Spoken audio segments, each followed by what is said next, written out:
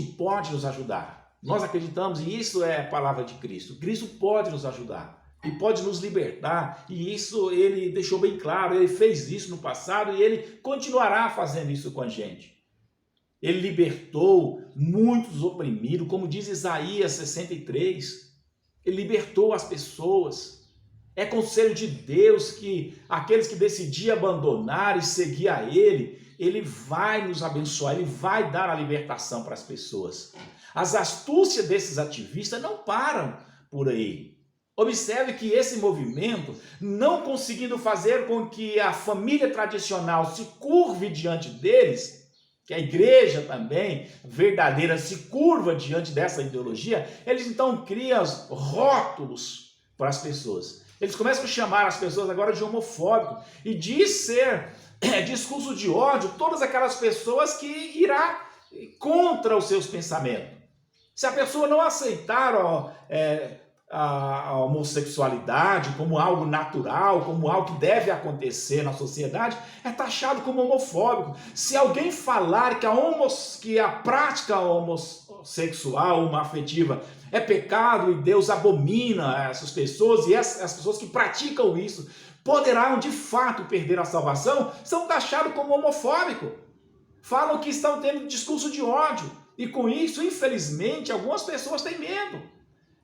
Fica com medo de falar que isso é pecado, com medo de ser rotulado como homofóbico, então deixa as coisas acontecer. São homens de Deus, mulheres, jovens de Deus, que sabem que isso é pecado, fica com medo de ser rotulado no meio lá dos seus amigos como homofóbico, agora não fala as verdades de Deus. Nós fomos levantados para falar para essa geração do pecado que está contaminando essa geração. Essa geração está pecando cada dia mais por falta de pessoas que tenham coragem de falar para eles do pecado. E nós precisamos nos levantar como uma geração forte. Deus não nos chamou para ser fraco, mas para ser forte. E nós não precisamos ter medo de ser rotulado simplesmente por essas pessoas aí que somos fanáticos, que somos homofóbicos ou coisa dessa natureza. Não precisamos preocupar com isso. Devemos ter coragem de falar para as pessoas que essa prática poderá levar ao pecado. E essas práticas pecaminosas poderá levar a perder a salvação. A igreja, na verdade, será o grande obstáculo para que o mal não triunfe.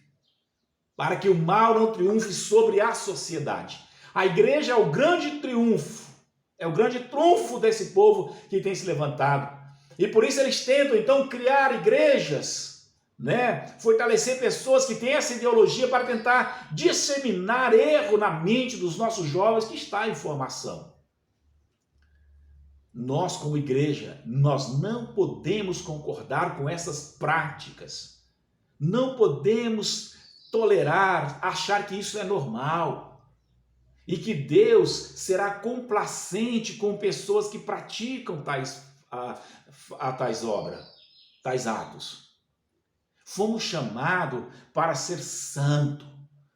E muitos homens de Deus morreram no passado, irmão, por não negar essa verdade, por não se curvar perante essas ideologias erradas. E nós não podemos ser uma geração fraca, nós não podemos ser uma geração corrupta, nós temos que nos levantar, nós não podemos colocar como coitadinho, nós somos fortes, nós aceitamos as pessoas como ele é, mas nós não podemos deixar de falar a verdade. Isso é papel da igreja. Cristo chamou para isso, Cristo me chamou também para isso, nós precisamos falar. É obrigação da igreja denunciar o pecado que tem se alastrado nas famílias, até mesmo dentro da igreja.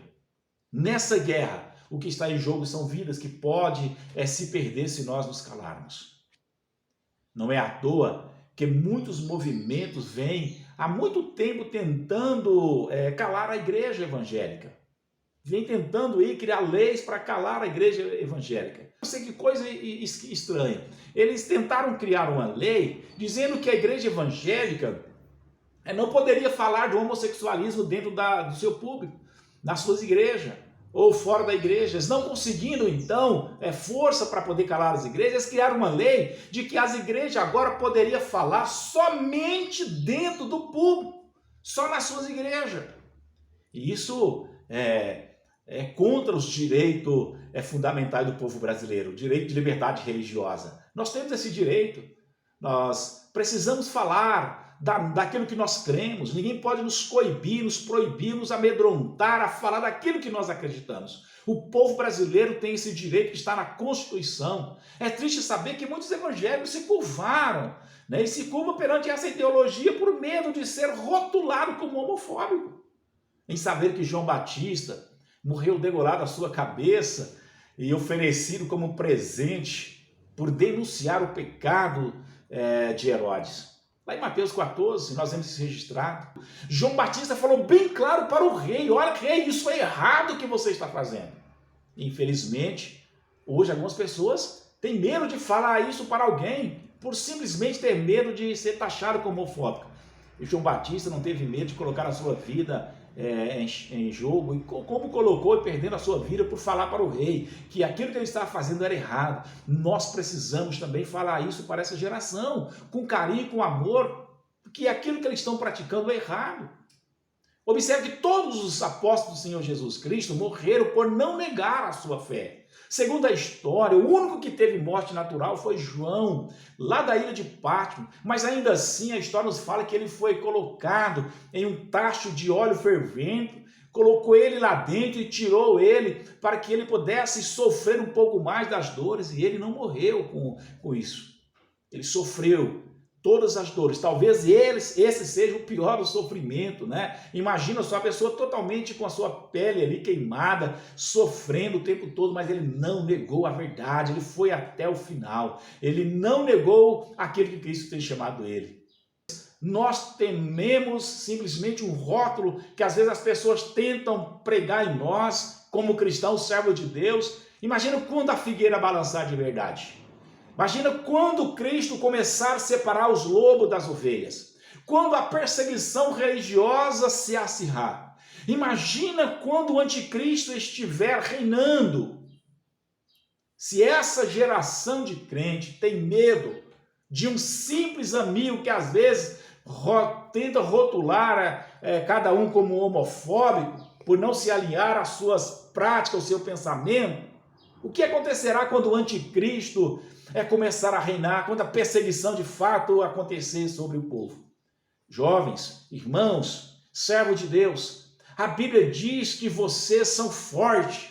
Honre a Deus e deixe as criaturas de lado.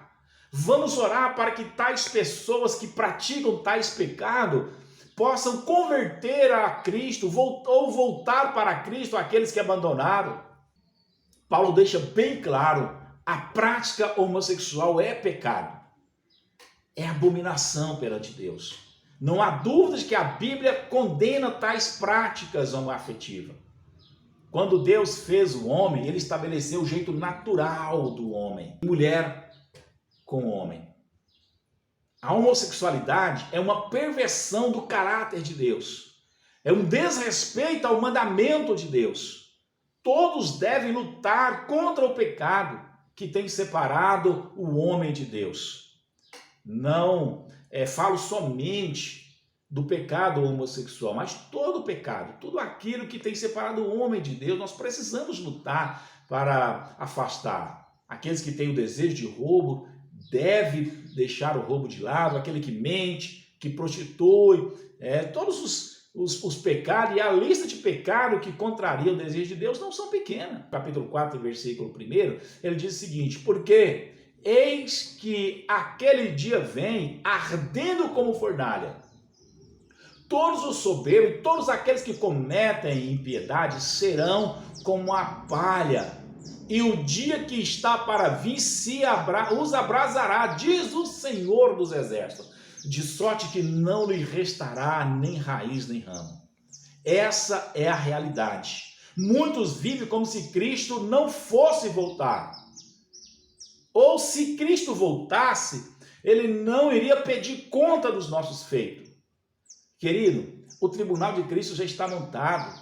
os perversos que não se arrepender irão ter a sua punição.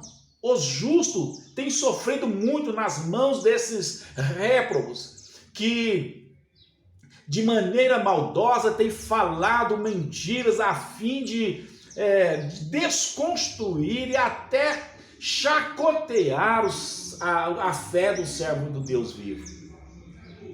Mas bem sabemos, um dia todos os malvados irão perceber o quanto estavam enganados. E por não ter sido humilde para aceitar as verdades de Deus, irão perceber o quanto estavam enganados. Mas será tarde demais para essas pessoas, pois os pecadores que não se arrependeu, como diz o livro de Apocalipse, serão jogados no lago de fogo e enxofre, juntamente com a besta, Satanás e seus anjos. Mas a igreja de Cristo que sofreu aqui nessa terra, não se curvou perante os prazeres desse mundo, triunfará na glória com o seu Deus, com o Cordeiro de Deus, com o Filho de Deus, com o Salvador Jesus Cristo. E para sempre viverá com todos os remidos. Por isso, não se desista de lutar contra o pecado, não desista de lutar contra aquilo que afasta-os de Deus, não desista de batalhar em permanecer fiel ao Senhor Jesus Cristo, porque chegará um dia, como diz a Bíblia, que o Senhor Jesus enxugará dos nossos olhos todas as lágrimas. Aquilo que tentava nos escravizar não poderá mais nos tentar, seremos transformados, voltaremos a ter um corpo semelhante, quem sabe, ao do Senhor Jesus Cristo, um corpo incorruptível, um corpo que não se contamina, e receberemos do grande Deus, do grande Senhor, o galardão da vida eterna. Querido, que Deus possa nos abençoar, que a nossa força seja forjada em Cristo Jesus, que as lutas que às vezes passamos, que às vezes as pessoas tentam nos rotular, não seja maior do que a nossa fé em Cristo Jesus, que o Deus que te chamou das trevas possa fazer você brilhar nesse mundo tenebroso, e assim nós venceremos para a glória de Deus. Amamos todas as pessoas, todos os pecadores, mas não podemos deixar de falar que o pecado pode levar o homem de fato à perdição. E é isso que Cristo tem nos chamado, tem levantado uma geração forte, uma geração fervorosa, que não tem medo de falar do pecado, mas denuncia o pecado, porque Cristo nos chamou para isso. Que Deus possa abençoar a todos em nome de Jesus.